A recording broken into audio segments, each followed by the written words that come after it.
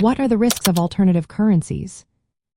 Have you ever wondered how alternative currencies might impact our economy, especially within a socialist framework? Let's break down the risks associated with these currencies and how they relate to wealth distribution and economic democracy. First off, alternative currencies can lead to economic instability. When these currencies create parallel economies, they can confuse financial markets. This confusion can disrupt traditional monetary systems, making it harder for people to understand the value of different currencies. In a socialist system, where economic planning is essential, this instability can hinder efforts to distribute wealth fairly. Another risk is limited accessibility. Many alternative currencies requiring specific knowledge or technology to use. This can exclude individuals who do not have access to these resources. As a result, those who are already disadvantaged may find it even more challenging to participate in these systems. This can worsen existing inequalities, which goes against the goals of socialism. Additionally, alternative currencies often lack regulation.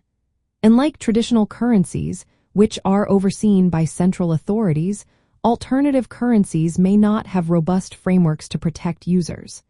This absence of oversight can lead to fraud and other financial crimes, putting users at risk. There is also an environmental aspect to consider. Some alternative currencies aim to reduce environmental harm by limiting certain types of trade. However, this can restrict economic opportunities for marginalized communities.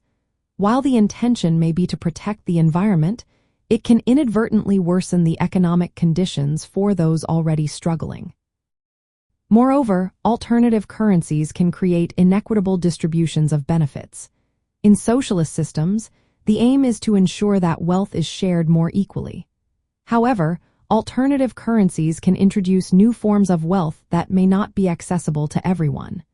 This can widen the gap between the rich and the poor, which is counterproductive to socialist ideals. Finally, alternative currencies can complicate redistributive policies.